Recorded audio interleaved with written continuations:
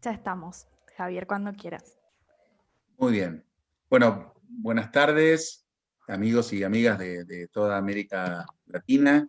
Gracias por acompañarnos en este tercer conversatorio organizado por el Centro de Estudios en Derecho del Consumidor, en esta ocasión en conjunto con la editorial Tirant Lo Blanche, eh, sobre temas que vamos creciendo, que son aquellos que van marcando la tendencia, que son las nuevas referencias, los nuevos desafíos del derecho de los consumidores.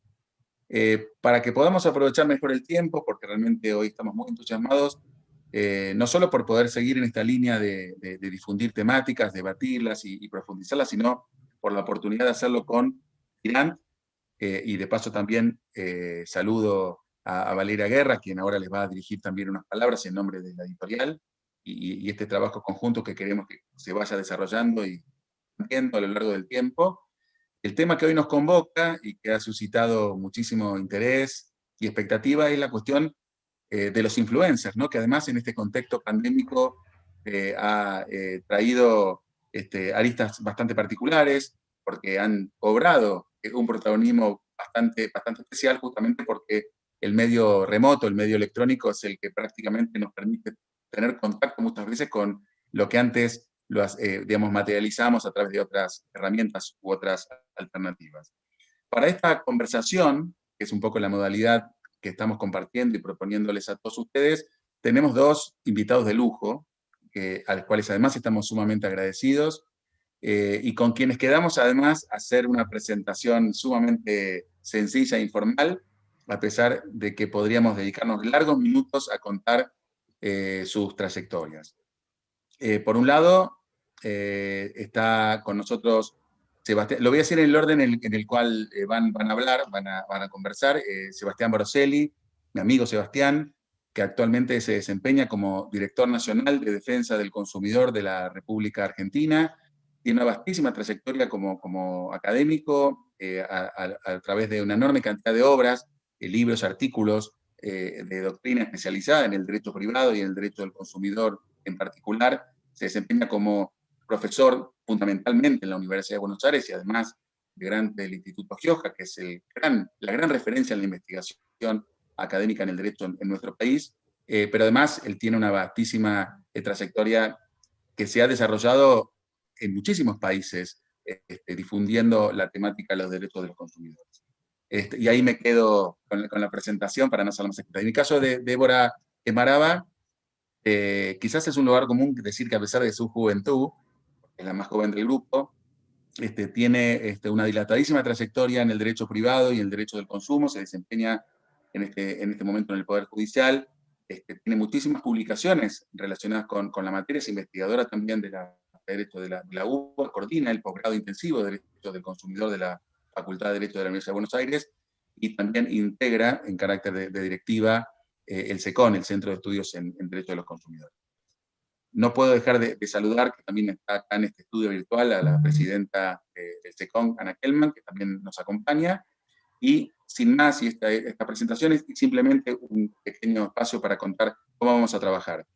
Los expositores, Baroselli y Maraba, en ese orden, van a exponer entre 15 y 20 minutos cada uno, y después, a través del canal en el cual ustedes están en este momento accediendo a la presentación, van a poder compartir sus inquietudes que van a disparar el diálogo entre los expositores sobre los temas que ustedes van a ir proponiendo, obviamente siempre relacionados con la temática que hoy nos convoca. Así que sin más, Valeria, cedo el uso de la palabra.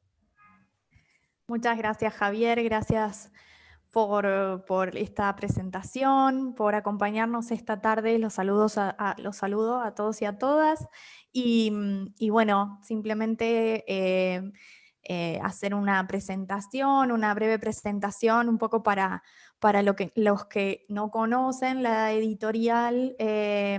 Soy Valeria Guerra, directora de edición y formación de Editorial Tirant Lo Blanc para Chile. La editorial Tirant Lo Blanc es una editorial española, específicamente nace en Valencia, es una editorial de prestigio según el Consejo Superior de Investigaciones Científicas de España, y además nuestras obras se distribuyen en más de 40 países. Cada obra que se edita, de cada obra se genera su ebook respectivo, ¿sí? De todas las publicaciones tienen su ebook, su libro digital, y las mismas integran una potente biblioteca virtual que difunde aún más las publicaciones y los conocimientos. Incluye todas las publicaciones de Tirán desde el 2005 y se consulta en instituciones académicas de toda Iberoamérica.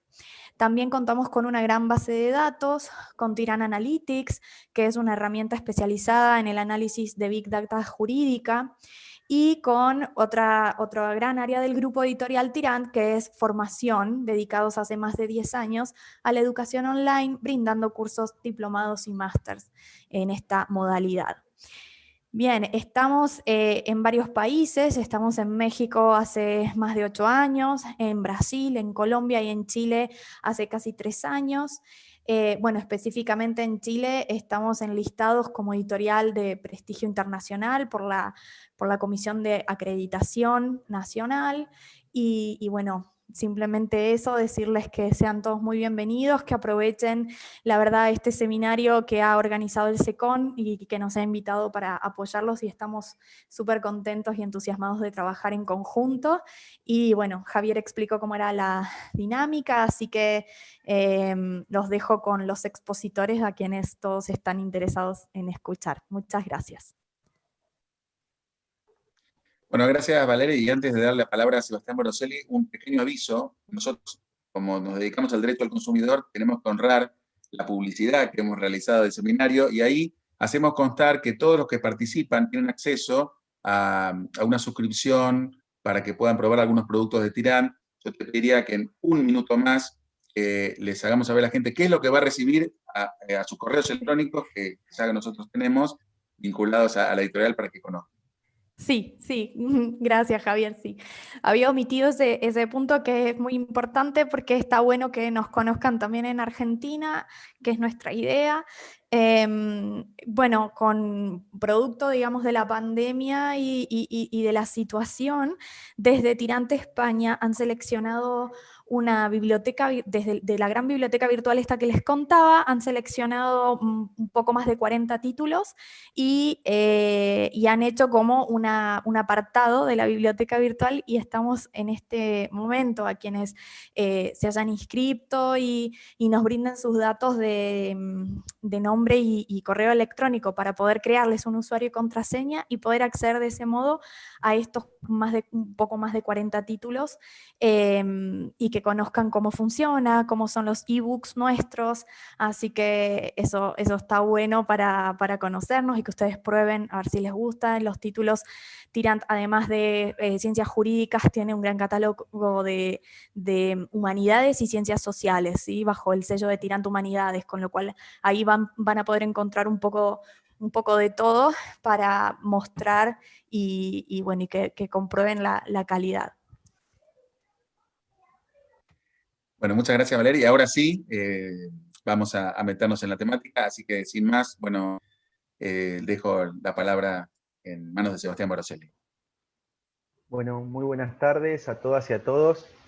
Ante todo, muchísimas gracias por la invitación al SECOM y en la persona de Javier Weintraub, un querido amigo que nos unen años en la lucha de esto de que son los derechos y la defensa de las y los consumidores, y a todas y todos ustedes que están del otro lado escuchando, un placer. Traje para compartir con ustedes unas filminas que servirán de disparador. Ahí vamos a comenzar a compartirlas. Díganme si están ya pudiendo verlas. ¿Sí? ¿Se ve bien? Perfecto. Bueno, el tema que nos convoca entonces es los influencers y el impacto que este fenómeno tiene en la materia de la protección de consumidores.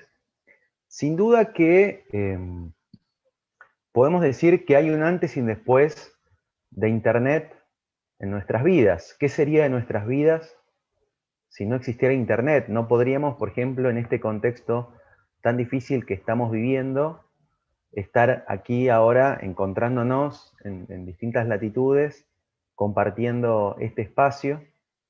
Sin duda que Internet marca un antes y un después en la vida económica, social, cultural y también en las relaciones de consumo. Es decir, a partir del año 92, en los Estados Unidos, cuando se libera la red y se permite el uso comercial de Internet, fue sin dudas un comienzo imparable.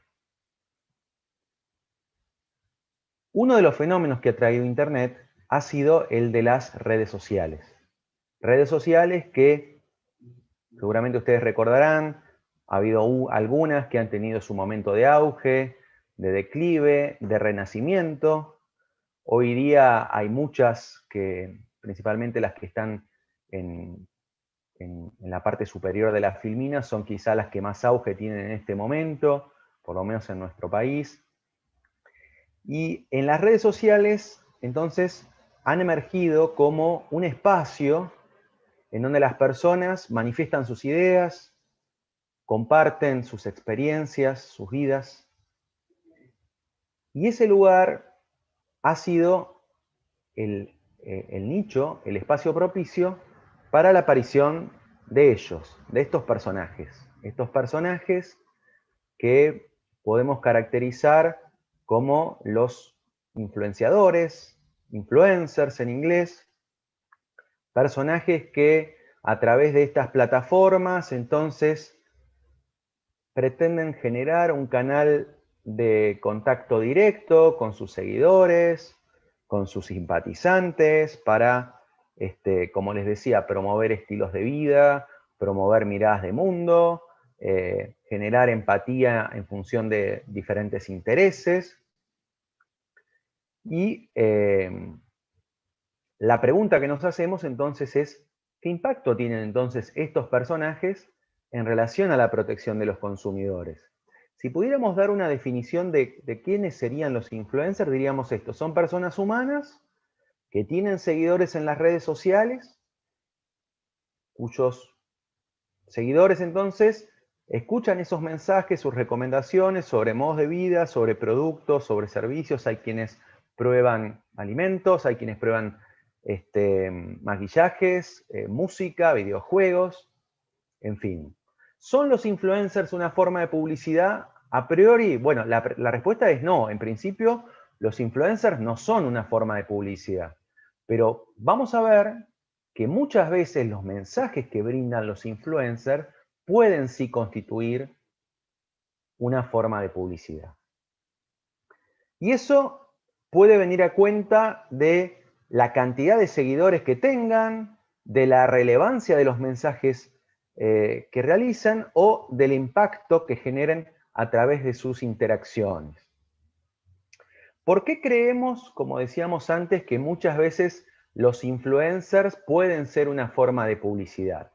Como decíamos antes, los influencers básicamente construyen una comunidad de seguidores en la que difunden ciertos mensajes en las redes sociales.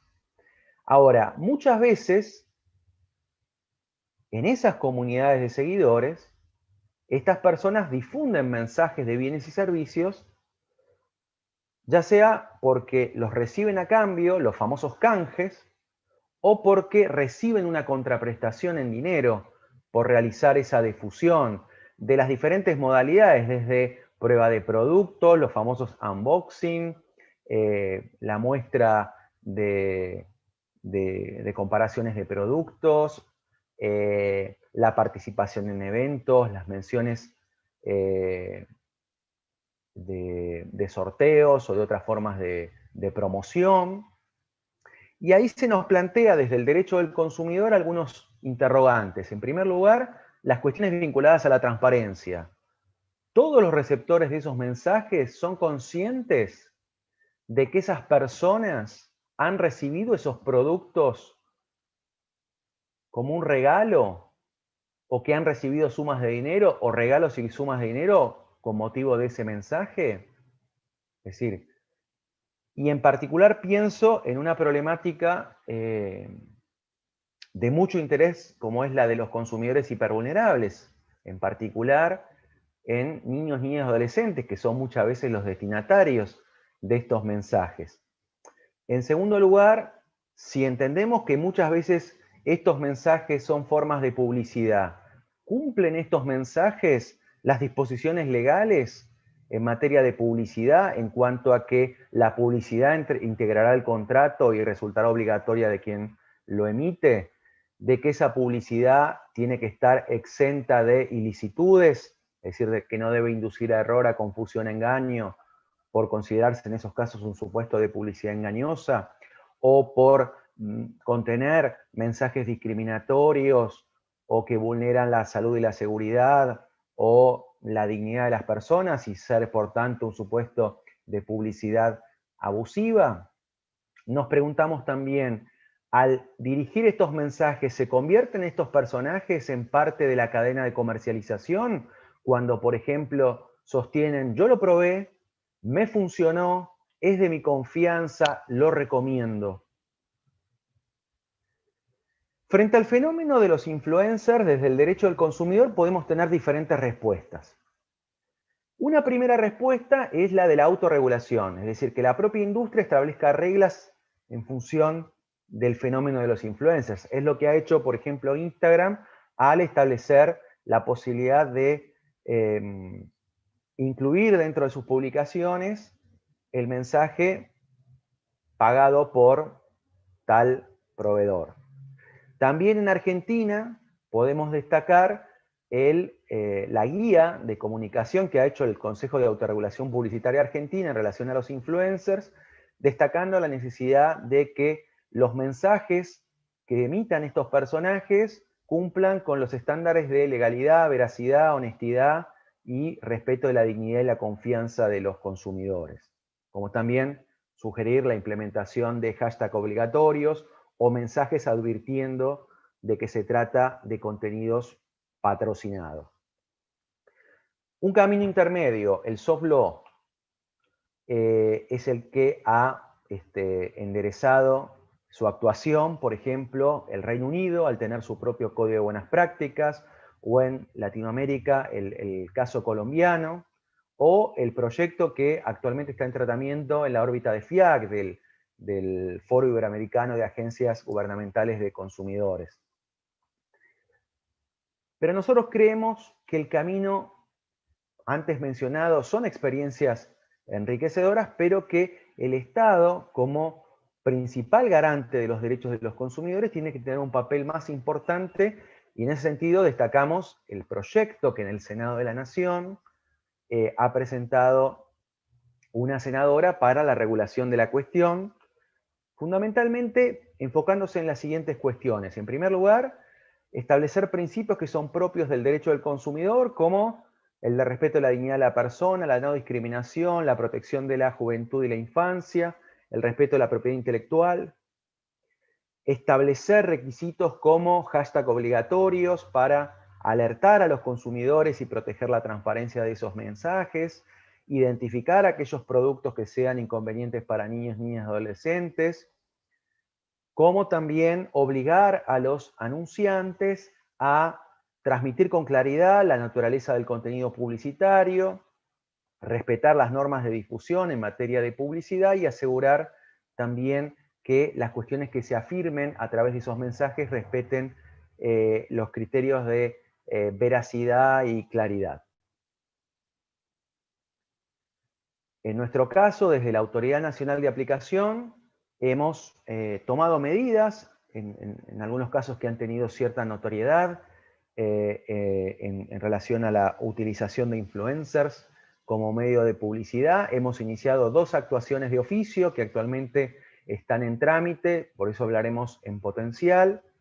Una de ellas, quizá la más notoria, la de el fenómeno Nu Skin, la empresa que publicitaba mediante influencers una maquinita para el cuidado de la piel, que a nuestro juicio podría contener mensajes que podrían inducir a error, a confusión a los consumidores, como también constituir, y eso creo que también es otra de las novedades, mensajes estereotipantes para las mujeres en cuanto a ideales de belleza. Otro caso donde también iniciamos una actuación de oficio y está actualmente en investigación es el de otra empresa que se llama CC Móvil, que utilizaba también influencers y cuyos mensajes a priori podrían eventualmente constituir un supuesto también de publicidad engañosa por posiblemente publicitar mensajes de, en este caso, la venta de teléfonos, un iPhone 11 a 43.000 precios, cuando en realidad la modalidad de contratación, un iPhone más un Apple Watch por 43.000 pesos, alguno pensará es una oferta interesante, lo cierto es que la modalidad de contratación era más bien parecido a un esquema de adquisición piramidal, ¿sí? Aparentemente. Esos son los casos que actualmente estamos investigando en la Autoridad Nacional de Aplicación. Para finalizar en esta primera etapa y darle paso a Débora, creo que el fenómeno de los influencers nos rememora aquella frase de Andy Warhol que decía que en el futuro todas las personas iban a ser al menos famosas 15 minutos. Bueno, ese momento ya llegó. Los influencers creo que son un fenómeno que responde a esa realidad de la que entiendo que Débora hablará más en detalle. ¿Qué hacemos con los influencers? Son una realidad, existen, hacen publicidad. Como decía Buda, el cambio nunca es doloroso, solo la resistencia al cambio lo es. Hay que tomar medidas para aceptar la existencia de estos personajes que nos podrán caer más o menos simpáticos, pero lo cierto es que las autoridades públicas y el derecho del consumidor no puede estar exento a analizar esta cuestión. ¿Cuándo tiene que hacerlo? Citando a Don Miguel de Unamuno: hoy, siempre, todavía, toda la vida es ahora, y ahora es el momento de cumplir las promesas que nos hicimos, porque ayer no lo hicimos, porque mañana es tarde, ahora es el momento. Muchísimas gracias a todas y a todos.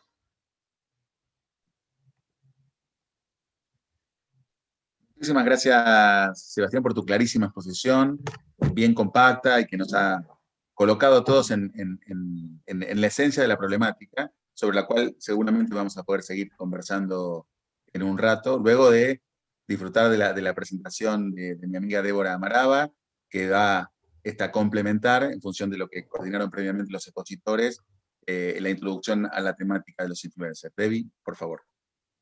Bueno, gracias. Buenas tardes, muchas gracias por acompañarnos. Gracias Javier, Ana, a todos los miembros de SECON por darme este espacio, también a la editorial Tirant. Y bueno, voy a tratar de hacer una síntesis casi perfecta como la de Seba, pero a veces quizás me explaye un poquito, pero bueno, voy a compartir pantalla también. Díganme si por favor se ve bien. Entiendo que ya se ve. Sí. Sí, perfecto.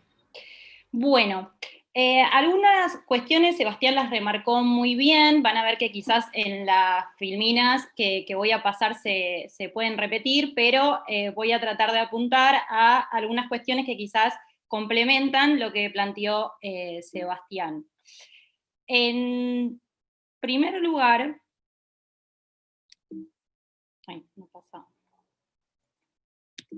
Perdón, tengo un problema con...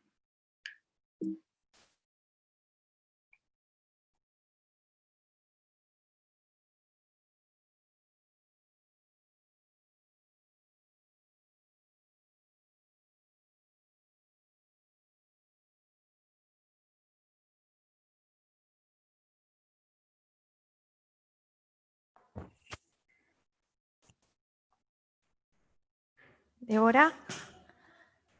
Hola, no te escuchamos. Perdón, no, es que no podía compartir la pantalla. Ah, pero estás, a ver. A ver si ahí se puede compartir. ¿Se ve?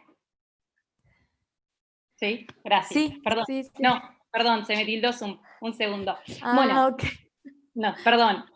Volvemos. Voy a complementar un poco lo que marcó Sebastián. Básicamente, en una investigación que se realizó, apuntamos a dos pilares para abordar el tema de los influencers. Obviamente desde el lado técnico-legal y también desde el lado de por qué se da este nacimiento de estas figuras. Entonces, necesariamente, además de hablar de Internet, tenemos que hablar de un nuevo modelo de negocios, que son lo que conocemos como las plataformas, ¿sí? Estos nuevos modelos económicos de intercambio, ¿sí? Que tienen algunas lógicas y algunas particularidades específicas. La primera de ellas es parten de la lógica de la aceleración. Muchos autores lo explican desde el lado de la aceleración económica, pero también que obviamente se transforma e impacta en una aceleración social, es decir, el tiempo hoy es un valor, tomamos mayor cantidad de decisiones en menos tiempo, y este nuevo modelo de negocio responde a esos parámetros. Obviamente que relacionado con el tema del tiempo, vamos a hablar de una temporalidad del presente inmediato. ¿Qué significa esto? Esto se ve con un claro ejemplo que sucede en estas plataformas, en estas redes sociales, que es la cultura del compartir. Es decir, nosotros no tenemos un proceso cognitivo muy profundo antes de realizar un simple compartir o un simple like en cualquiera de estas redes sociales. Y eso también acelera este valor económico de cambio. Muchas veces, como bien señaló Sebastián, estos influencers poseen una cantidad de seguidores importantes que su figura o su postura o su posición en el mercado se guía por la cantidad de seguidores que tienen. Eso es cuantificable, ¿sí? A ver, si una empresa probablemente tiene que promocionar determinado producto, va a llamar, va a incluir a otra persona, a un influencer que tenga llegada quizá al sector que ellos quieren llegar. Esto también se relaciona con cómo es concebida hoy en día la vida humana, porque el patrón de cambio, es decir, hay cambios con una rapidez nunca antes vista, y la vida humana dejó, para muchos filósofos contemporáneos, dejó de ser una narración, sino que solo es una adición. Y esto también lo ven en la faz de estas redes sociales, es decir, esta visión vertical que nosotros tenemos del pasar de un video al otro, de pasar de una imagen al otro, no lo cuentan como una narración de una vida, sino solo como una adición. También usan el ejemplo de la cantidad de me gustas que cada uno tiene. Por otro lado, obviamente, que se relaciona con las relaciones de consumo, con cómo nos comportamos nosotros como consumidores, estos nuevos modelos de negocio también crean una nueva subjetividad, es decir, crean un nuevo yo, ¿sí? Que a su vez se traduce en un show del yo. En esto es muy valorable el aporte que hizo Paula Sibila a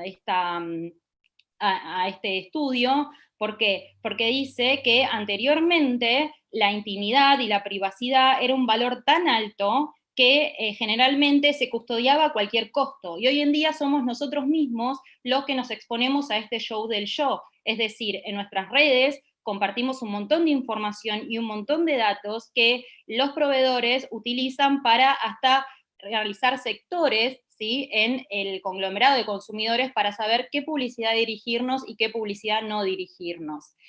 Y esto obviamente se finaliza, concluye en nuevos patrones de consumo. Es decir, al estar tan sofisticada la publicidad que nos llega a cada uno de nosotros, es mucho más fácil hacernos llegar determinados mensajes a los cuales nosotros vamos a ser permeables, y que quizás van a encontrar una forma de que si algo no nos gusta, nos empiece a gustar. Por otro lado, también tenemos características legales específicamente de estas plataformas, de estas redes sociales.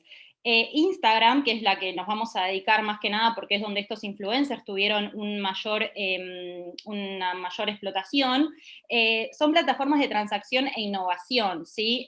Crean un valor de una forma más ágil, de una forma más inmediata, facilitan transacciones entre consumidores y proveedores, ¿sí? Muchas veces el diseño de estas plataformas y de estas redes sociales están dados o se van reformulando en base a los propios usos que le dan los consumidores, por eso, y los usuarios, por eso hablan de la figura de los prosumidores. Hay una terciarización de riesgos, utilizan una red para crear este modelo de negocios que no es propiedad de ellos. ¿Qué significa? la red pertenece a otro proveedor y ellos montaron un negocio sobre esas redes y muchas veces hubieron conflictos porque brindaban servicios, por ejemplo, la mensajería de voz, ¿sí? Que venía a reemplazar el teléfono sobre redes, ¿sí? Que tradicionalmente estuvieron en manos de los mismos proveedores que daban ese servicio. Por otro lado, también hay una dificultad en la regulación, porque no es algo propio de Argentina, el hecho de que la regulación sea dificultosa, porque encontramos bastantes posturas. Hay una postura que directamente se basa en el hecho de que Internet no es posible de regular, hay otra postura que dice que Internet no debe ser regulado, hay una postura de prohibición, ¿sí? del uso de determinadas redes sociales, y también hay una postura que es cierta que se llamó de vacaciones legislativas, que significa que para que estas plataformas se desarrollen y creen empleo en los lugares de locación donde están, debían no regularse. El tema es qué pasa cuando se van provocando determinados sucesos y nosotros carecemos de una regulación puntual de determinadas cuestiones. Y también, por último, lo que se planteó en cuanto a la cuestión legal técnica es los inconvenientes en el concepto de soberanía, porque muchas cuentas que se piden dar de baja en Instagram están alojadas quizá en un país donde nosotros no tenemos acceso. Entonces, lo que Sebastián bien dijo de Internet, del cambio de nuestras vidas a partir del año 1993, lo que hace es poner en jaque también a este concepto de soberanía. Para redondear un poco, que esto también lo habló Sebastián, yo distinguí los diferentes sujetos que intervienen en este nuevo modelo de negocios, es decir, la red, por ejemplo, Internet, la plataforma, en este caso elegimos Instagram o red social, como quieran llamarlo, el proveedor del contenido, que en este caso sería el influencer, y el usuario. Tengamos en cuenta que el usuario también es a la vez un proveedor. Las características de Instagram, que esto me pareció muy interesante al momento de leerlo, es que Instagram, cada red social posee una característica específica y quizás está dirigido a un rango etario determinado. Instagram nació como una plataforma de expresión y para la creación, es decir, de innovadores.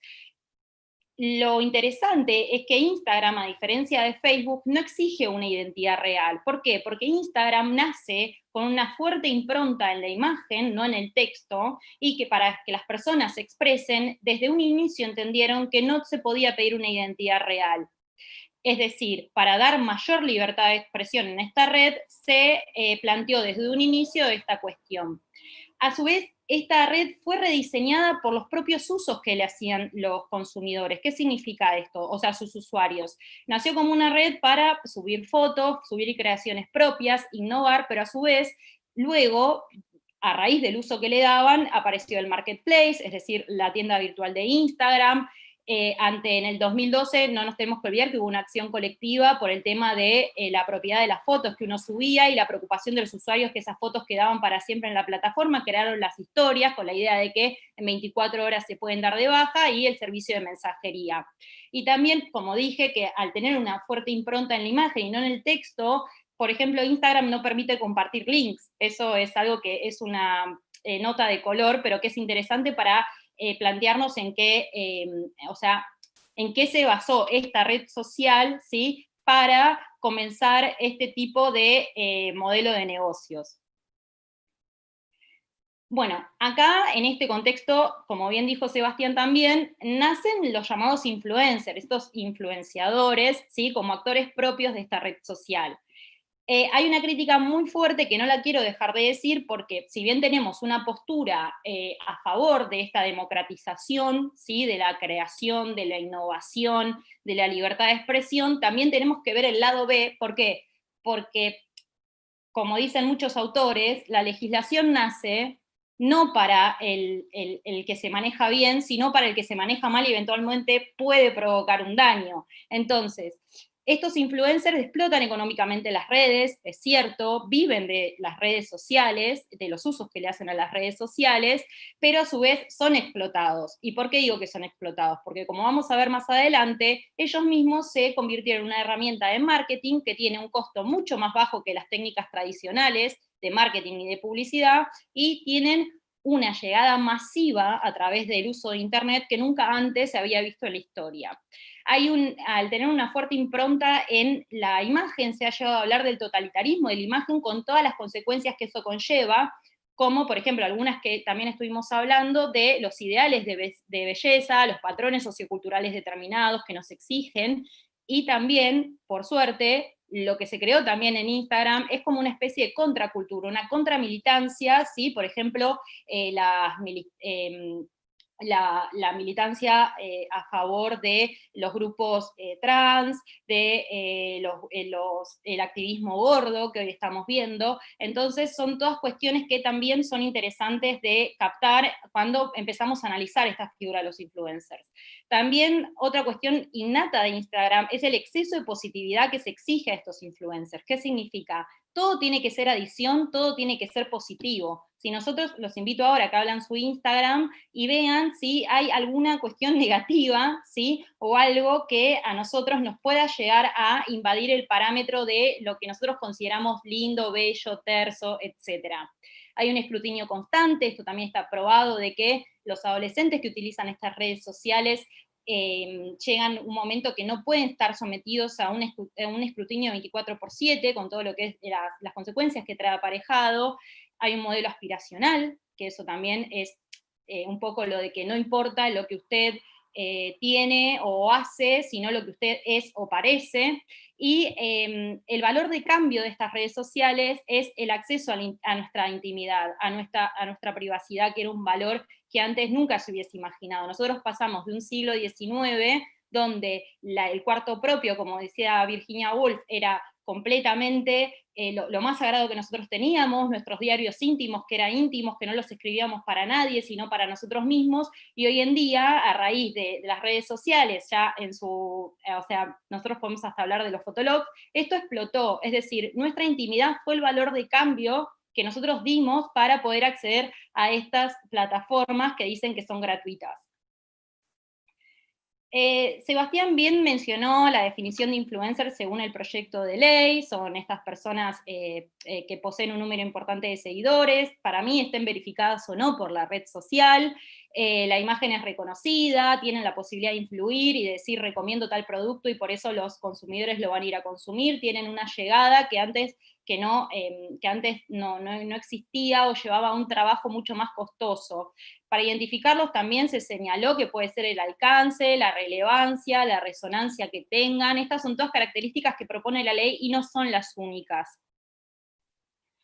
La pregunta del millón siempre es, ¿para qué se los usa y para qué se nos usa a estos influencers? Nosotros ya algo dijimos que son una herramienta de marketing que se encontró a través de la proliferación del uso de Internet y del acceso a Internet, donde existe un costo mucho menor en comparación con las técnicas de publicidad y marketing tradicionales. A su vez, estos influencers pueden ser su propia marca, es decir, pueden construir su propia marca o trabajar para otra.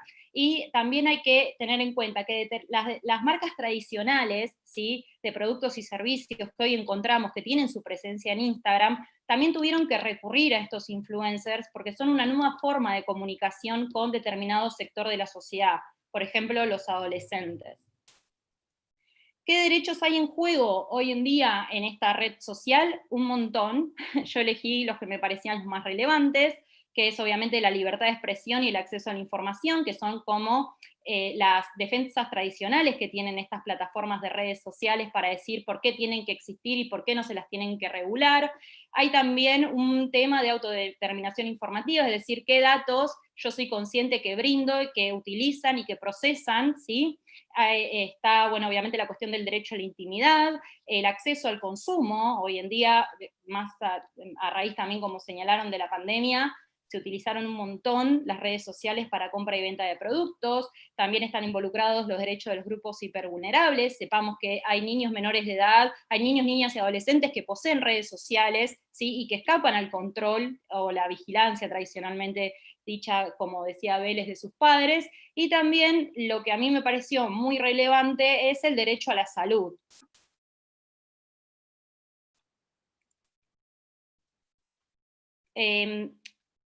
un poco para, que también lo señaló Sebastián, enfocado en el ordenamiento jurídico del consumidor, es con qué herramientas contamos nosotros en nuestro ordenamiento jurídico interno para eventualmente evaluar un caso, ¿sí?, de un daño donde un influencer haya intervenido o una publicidad realizada por el influencer, etc.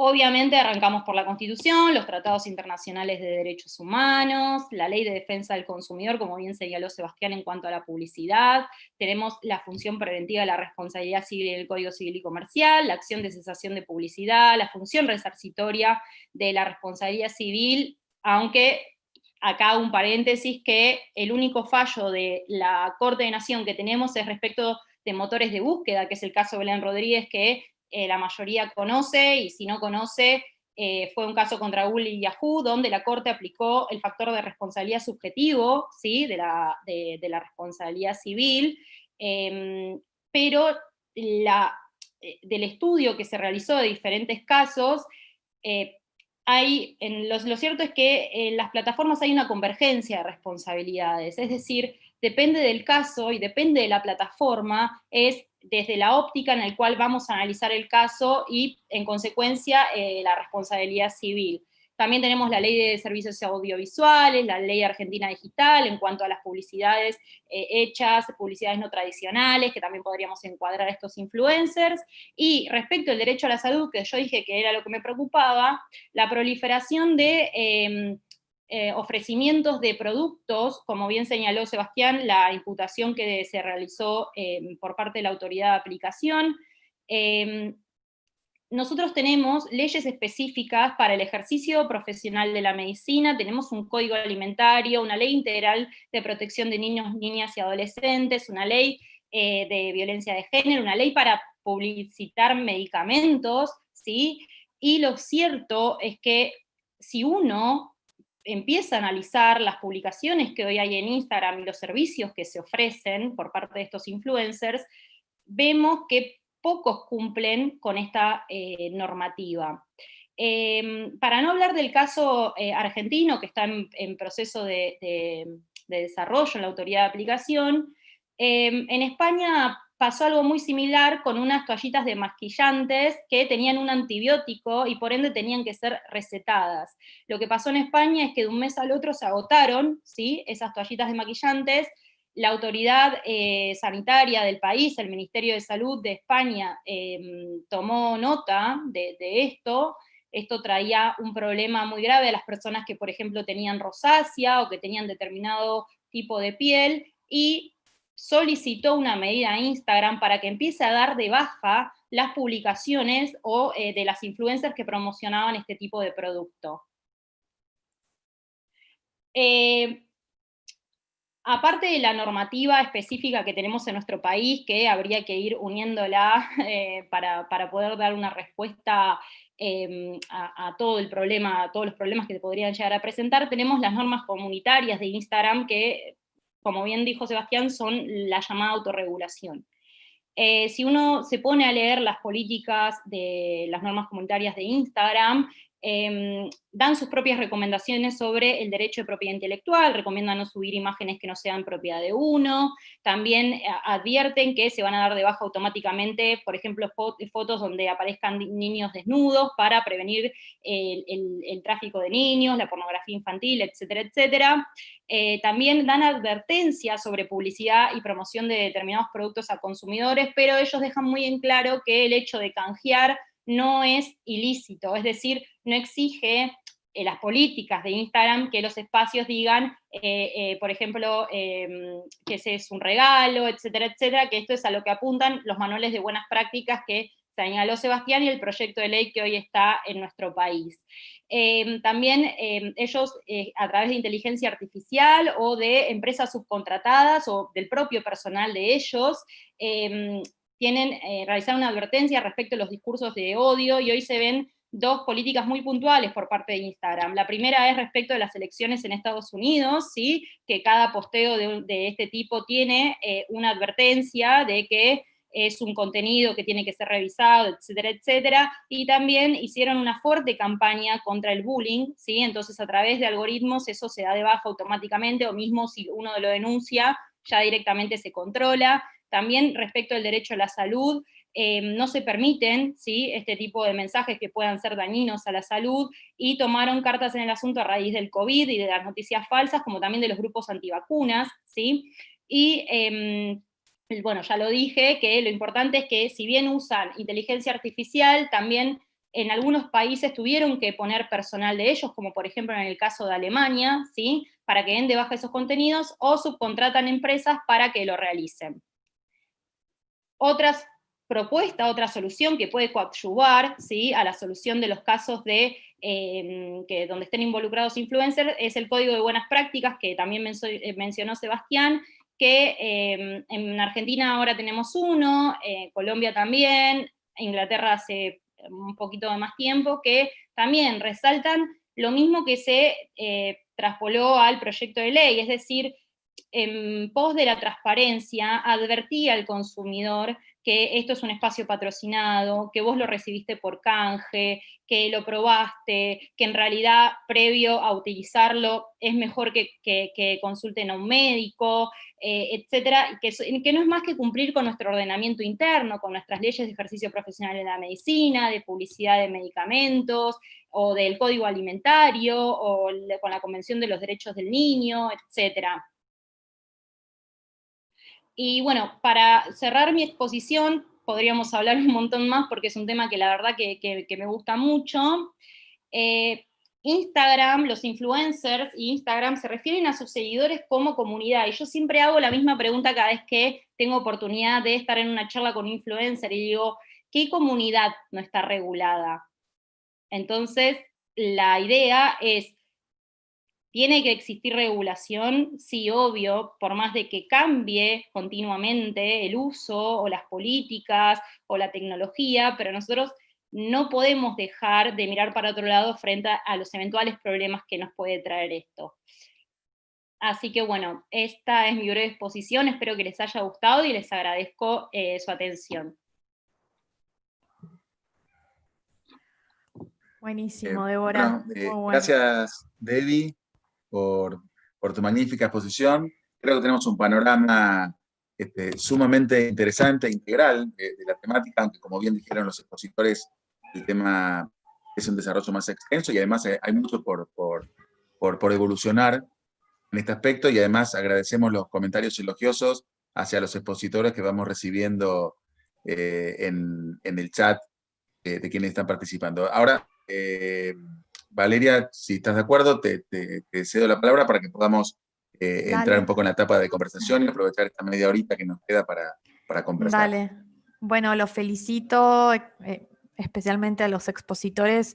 La verdad que increíble es la claridad, y ahí con los PowerPoint muy bueno. Creo que es súper útil saber esto, y bueno, en este sentido les comento que nos están saludando de todos lados, como dijo Javier.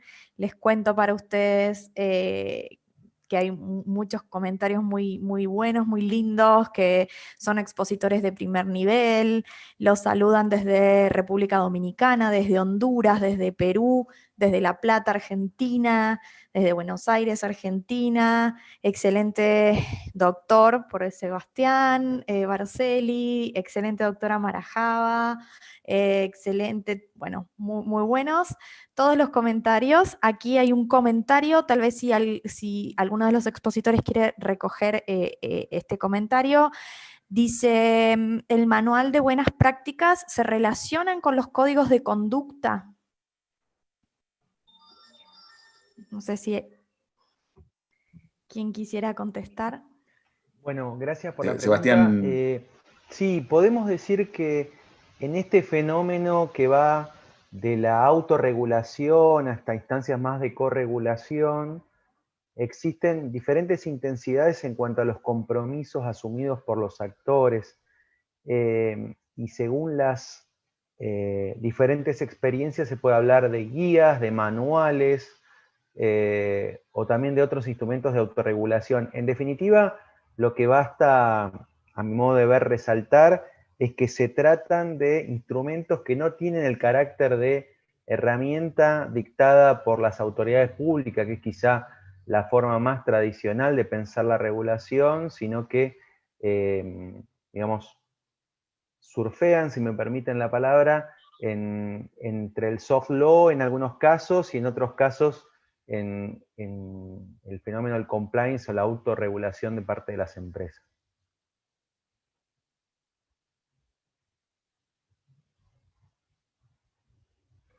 Muchas gracias, Sebastián. Hay otro comentario que no sé si este tal vez sea para Débora, porque creo, no sé, debe estar como orientado a como ella hizo más foco en Instagram. Dice: no nos olvidemos de la llegada de TikTok, que también en pleno auge para las futuras generaciones. Sí, y puedo agregar algo personal, ¿no? Pero me asombra los menores que hay en TikTok. O sea, es justamente, parece que es enfocado a los preadolescentes, ¿no? Chicos de 12, 13, 14 años que Sí. están a full con el TikTok. Sí, TikTok tiene una lógica distinta, como señalé, las plataformas cada una tiene su lógica y tiene también un rango etario al cual seguir. Lo de TikTok fue exponencial, el uso que se generó de esa red. Yo no quise tocar mucho el tema porque si no me iba a explayar mucho más, pero el tema de las redes sociales, en muchos casos se planteó que cómo certificar el uso por personas mayores de edad, es decir, por ejemplo, en Argentina a partir de los 18 años, y por eso también planteé la convergencia de responsabilidades, es decir, se complementan y se encuentran un montón de cuestiones que al analizar la responsabilidad de estas plataformas o de los influencers, no podemos dejar de lado. Es decir, hoy en día dicen, bueno, Internet nos sobrepasó, es imposible vigilar, ¿sí? Pero el hecho de que de ser consciente que una red social implica un riesgo y permitir que un menor de edad lo posea, también va de la mano con el análisis de la, no me gusta llamarlo supervisión, pero sino de la crianza de cada sujeto, de cada niño. Es decir, muchos hablan de la educación al consumidor, que es fundamental. Me parece que el futuro de la educación del consumidor tiene que partir desde el nivel inicial respecto de los datos que los niños brindan, porque no solo utilizan TikTok. Hay un montón de casos donde los niños y adolescentes piden las tarjetas de crédito para los juegos en línea, no nos olvidemos de eso. La verdad es que yo pienso en una convergencia de responsabilidades y lo de TikTok es, creo que, un llamado de atención para todos nosotros respecto de cómo tenemos que educar, advertir a estas nuevas generaciones respecto del uso de datos que se hacen. Sí, increíble. Muchas gracias, muy claro. Y bueno, sí, cuántas aristas que tocan estos temas, ¿no? Porque sí, sin ir más lejos, tengo uno de 5 años que agarró un Kindle y le compró a mi marido una suscripción a no sé dónde. O sea, porque claro, uno no se da cuenta y también y descarga juegos electrónicos y uno tiene 5 años tiene, entonces es la verdad, y así un montón de anécdotas que seguramente ustedes escucharán de niños que han hecho esto, un poquito más grandes, que está la tarjeta guardada o grabada en algún dispositivo y entonces han hecho compras y sí, la verdad que eso es otro tema también. Nada, estoy viendo un montón de felicitaciones de los comentarios, excelentes, clarísimas las respuestas, nos dicen. Alguien que agrega: el target de TikTok es mucho entre adolescentes y niños, tal es así que la hija de un amigo que tiene solo 7 años usa esta red. Acá es fundamental la educación del consumidor desde la escuela, claro, un poco lo que decía Débora. Bueno, no sé si alguno más quiere agregar algo. Por el momento no tengo otra respuesta u otros comentarios. Sí, a mí, si me permiten, me Sí. gustaría comentar en torno a esto, por lo menos mi perspectiva. De vuelta, retomo la frase de Buda, lo que no es doloroso no es el cambio, sino la resistencia. Es decir, las niñas, niños y adolescentes, lejos de ser ese paradigma idealizado que muchos y muchas todavía tienen, están en las redes sociales. Es un fenómeno que existe. Es un fenómeno que existe y que a mi modo de ver, la mirada no tiene que ser una mirada punitivista o decir, ¿cómo? ¿Qué horror que estén o lo que fuere? Sino que justamente es asumir que como los niños, niñas y adolescentes están en las redes sociales, debe entonces, como decía Débora, por un lado, fomentarse un uso responsable, dimensionar las consecuencias que se tiene en torno a ello, pero también pensar en las responsabilidades de aquellos actores que intervienen en estas redes, principalmente teniendo en cuenta cuando están involucrados sujetos hipervulnerables, como son justamente las personas menores de edad, las consecuencias que eso trae aparejado en cuanto a los mensajes que emiten, las advertencias que necesariamente tienen que hacerse sobre la protección de la salud, la seguridad, la dignidad de las personas, en fin.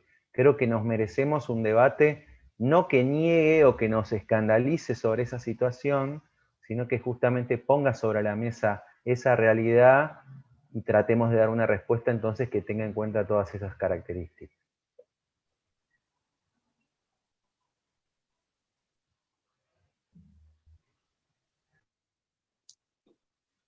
Gracias, Seba. Bueno, vos, Vale, sos la que sigue un poco las inquietudes, pero quizás que nos quedan unos minutitos más y si no hay inquietudes del público. En general estas cosas pasan cuando las presentaciones han sido contundentes y no han dejado mucho margen para la duda. Pero más que duda, yo quisiera quizás provocarlos a que contamos en unos pocos minutos, así somos respetuosos con el tiempo que les pedimos a ustedes y también obviamente a los participantes, hablar un poco de cómo imaginan las perspectivas de la temática. Es decir, quizás contarnos un poquito mejor acerca de qué están pasando en algunos otros lugares que les parezca que puede ser un poco el camino hacia donde la cuestión de los influencers puede apuntar, o sencillamente estamos en un momento donde vamos describiendo una problemática y donde vamos con mucho esfuerzo, como en tantas otras situaciones de la historia del derecho, y en general uno va tratando de encuadrar en función de lo que tiene a mano,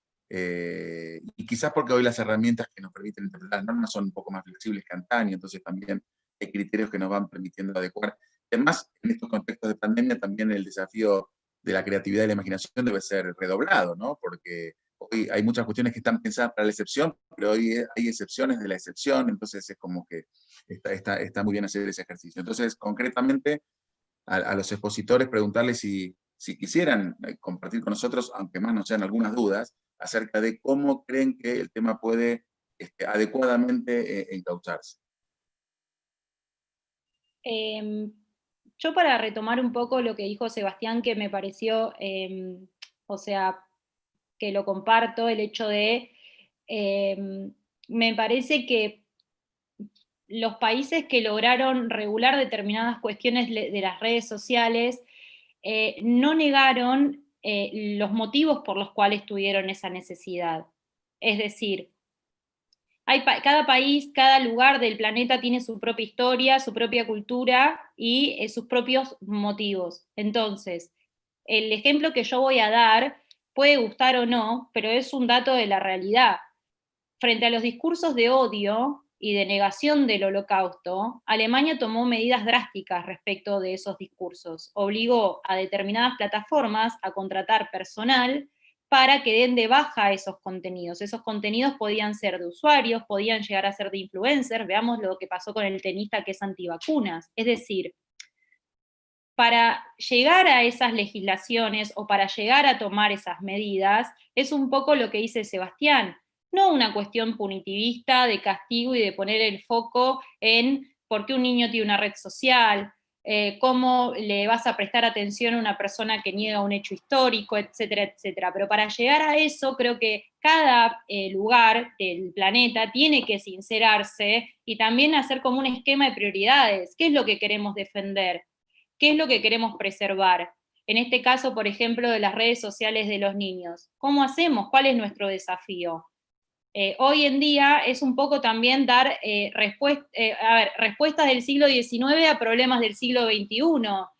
Los niños, esta concepción ya no, quizá no son más la concepción que teníamos antes, tienen acceso a un montón de cosas que antes, no hace muchos años, porque Internet, Sebastián lo marcó, el uso el uso hogareño de Internet es a partir de los años 90, entonces todavía no es que pasó mucho tiempo, entonces un poco es sincerarnos y decir, bueno, nos interesa que haya un uso responsable de las redes, nos interesa que sepamos todos que el dato es un valor de cambio, que es monetizable, sí o no, y en base a eso se puede comenzar a regular y a trabajar. No va a ser de la noche a la mañana, hay otras prioridades seguramente, pero lo podemos ver con lo que pasó a nivel mundial con el COVID, respecto de Instagram, con los discursos de odio, con las medidas que tomaron contra el bullying a raíz de la cantidad de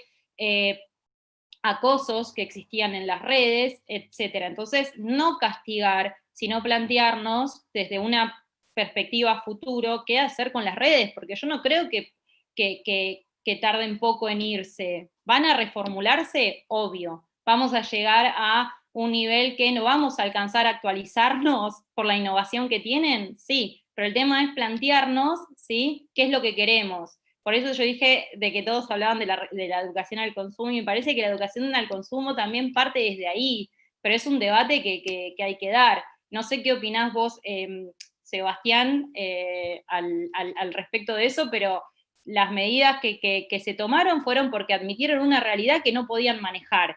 Y muchas personas se ofendieron porque decían esto es censurar, es coartar la libertad de expresión, que al fin y al cabo quedan en manos de privados, porque el que decide quién da debajo un contenido no es el empleado de Facebook o de Instagram, y eso es súper polémico.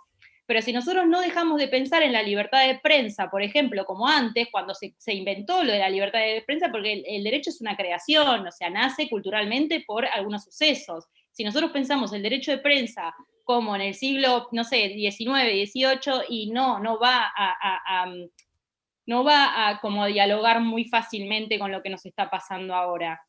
Ese es mi aporte de la perspectiva que tengo. La única perspectiva de mejora y de regulación es si asumimos estas realidades, como bien dijo Sebastián, respecto de los niños. No sé qué pensás, Sebastián. Sí, me venía a la mente la frase de don Miguel de Unamuno, rector de la Universidad de Salamanca, aparte de gran poeta, que decía, para novedad los clásicos. Yo creo que la riqueza que tiene el derecho del consumidor con sus principios, con sus normas e instituciones, nos da las respuestas, a mi modo de ver, a este fenómeno. Lejos de, como señalaba Débora, de plantear, como algunos quieren plantear, Internet como una especie de tierra de nadie, ajena a la regulación estatal, yo entiendo, como dicen las directrices de Naciones Unidas de protección al consumidor, que en los entornos digitales se aplican las mismas normas que en las operaciones cara a cara. Es decir, las normas y principios del derecho del consumidor se aplican a las relaciones de consumo que se dan en los entornos digitales, y las redes sociales se han convertido en un espacio en donde el mercado se vale para realizar lo que ha realizado siempre: operaciones, el comercio electrónico, publicidad, el fenómeno de los influencers. Entonces, a mi modo de ver, no es más que aplicar aquellas normas, principios e instituciones, es decir, que la publicidad integra el contrato, que la publicidad tiene que estar exenta de inducciones a error, a engaño, a confusión, que la publicidad tiene que ser transparente, que no tiene que ser encubierta, que la publicidad no tiene que tener contenidos discriminatorios o que vulneran la salud, la seguridad, la protección de niñas, niños, adolescentes, en fin, postulados que desde el derecho del consumidor muchas y muchos sostenemos hace tiempo y que creo que en los entornos digitales, donde además se ve especialmente acentuada la vulnerabilidad de los consumidores porque estamos ante un medio controlado por muchas veces el propio proveedor, donde se acentúan los riesgos y peligros, es que estos consumidores merecen una especial protección y en la que el Estado tiene que desempeñar un rol presente y activo de protección por esas razones que antes mencionábamos. Así que bienvenidas sean las regulaciones que clarifican, pero entiendo que ya las propias principiología del derecho del consumidor nos da las herramientas para buscar esas respuestas. Gracias, Sebastián. Muchas gracias. Aquí varios usuarios, varios de las personas que nos están acompañando coinciden en que son los nuevos proveedores, ¿no? Los influencers. Y hay una consulta que dice cuál es el bien jurídico tutelado en cada caso. Irá avanzando con el desarrollo de la jurisprudencia. Es una consulta y un comentario. A mi modo de ver, siempre la protección de los consumidores es un principio de política económica y social, ¿no? Según nuestra ley fundamental, el artículo 42 de la Constitución Nacional, y como en la mayoría de las legislaciones iberoamericanas, también la protección al consumidor es un principio constitucional. Creo que en cualquiera de los debates que se quiera establecer sobre el tema, no puede estar ausente, más bien debería estar preponderantemente ese principio.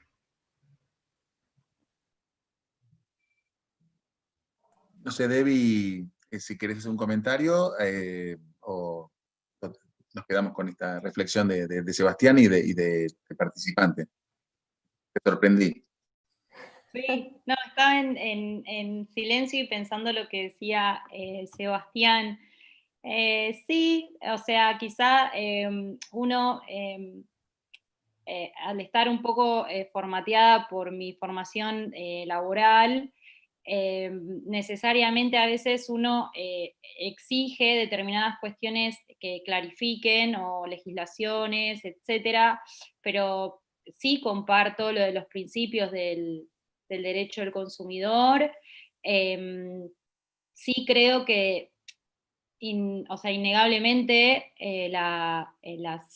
hay innovaciones que todos los días nos ponen en ese desafío de cómo pensar, cómo readecuar estos principios que ya tenemos a los problemas que se nos presentan, pero aplicar, aplicar los principios bueno, justamente ustedes dos son bastante conscientes de lo que significó la Ley de Defensa del Consumidor en nuestro país y cómo también fue necesario, a raíz de la reforma y la unificación del Código Civil y Comercial, poner pautas de guías para quien resuelve el caso judicial, en este caso, por ejemplo, los jueces, de correr la mirada de lo que dice exactamente la ley y tener en cuenta también principios y valores. Entonces, poner de resalto estos principios sería como la tarea esencial para poder resolver estos casos novedosos, o también poner un poco el ojo crítico en estos casos y los eventuales daños que pueden provocar o polémicas, etc. Así que sí, sería que va evolucionando, pero bueno, también en parte para mí es cierto lo que postula Seba respecto de los principios del derecho al consumidor aplicable a todos los casos, son más flexibles, así que esa es mi reflexión. Bueno, muchas gracias, Debbie. Por lo que decíamos recién, hay un comentario más, creo, Vale, acá lo estoy viendo pero lo compartimos si quieren en 2 minutitos y y entonces Sí. ahí sí ya procedemos Dale. a cerrar la Sí. actividad. Ángela nos dice, ahí te saqué la tarea, ¿vale? Porque ¿cómo se puede incorporar la necesidad de que las plataformas incluyan un lugar, dice, para la resolución de los conflictos, ¿no? Pareciera que lo que está insinuando es contemplar la posibilidad que las propias plataformas, bueno, lo que no está claro es si se refiere a una propuesta de resolución de conflictos dentro de la propia lógica de la prestación o una derivación a los canales, llamámosles formales, oficiales. Ahí quizás me meto un poco, no es mi rol, pero me pregunto es una derivación en los canales oficiales cuando se trata de prestaciones que se prestan, valga la redundancia, a nivel global, parece un poquito complicado, ¿no? Y este es uno de los grandes temas que tenemos, ¿no?, en la actualidad, el tema de cómo resolvemos conflictos con un mundo que es una sola cosa, ¿no?, de la perspectiva de quienes proveen y reciben, sobre todo, servicios digitales. Ahí yo, si me permitís, Javier, una cuestión interesante para aportar. Este año, mediante la resolución 270-2020 de la Secretaría de Comercio Interior, se internalizó una norma Mercosur en materia de comercio electrónico, de protección de consumidores en el comercio electrónico. Y justamente uno de los aspectos que puntualiza esa norma es la necesidad de establecer canales de resolución de conflictos en esas plataformas.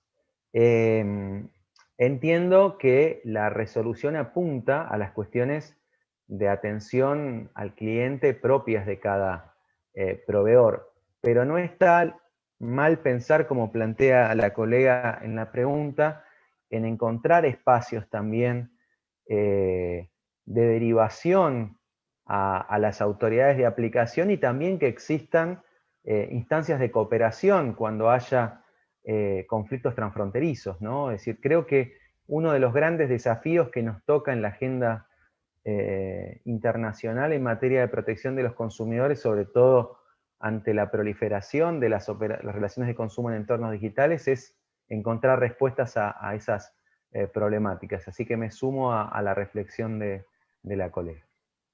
Muchas gracias. Debbie, que... No, perfecto. Para que después no me rete porque no te lo pregunté, ¿no? Nada más que por eso. No, Así no que está bueno. en silencio. Bueno, entonces con este comentario de Ángela y lo que nos compartía Sebastián, volvemos a agradecer a todos y a todas que nos han acompañado en este tercer conversatorio, en este ciclo que se va consolidando y que aspiramos, como decíamos al principio, a que sea un espacio en el cual podemos compartir los desafíos que nos propone el derecho de los consumidores en un mundo tan cambiante. Muchas gracias especialmente a nuestros expositores, a Débora, a Sebastián, de corazón. Ha sido un honor contar con ustedes en este espacio. Te agradezco, Valeria, que hayas también confiado en nosotros para acompañarnos. Sabemos que va a ser la primera de muchas cosas que vamos a hacer juntos, con Tirant y con vos, y que no solo se van a quedar en desarrollar juntos esta tarea de difundir temáticas en el derecho de los consumidores. Y me parece que entonces lo justo sería que nos des unas palabras de despedida y con eso cerramos la actividad. Gracias, Javier. Nada, simplemente agradecerles, como comparto tus palabras, como decías, a los expositores que estuvieron brillantes y bueno, todas los comentarios y lo que han compartido quienes nos estaban acompañando, la verdad, súper contentos y bueno, era lo que se ponderaba y destacaban, así que les agradezco fundamentalmente a ellos. Y sí, obviamente aquí estamos, seguimos abiertos, seguimos en contacto para futuros proyectos, así que muchas gracias a todos por acompañarnos en esta tarde y bueno, nos despedimos y les reitero que quienes hayan dejado en la inscripción sus datos van a recibir en unos días el usuario y la contraseña para conocer estos ebooks que les comentamos al principio. Muchas gracias. Gracias. Chao, un gusto. Gracias, cuídense mucho. Cuídense.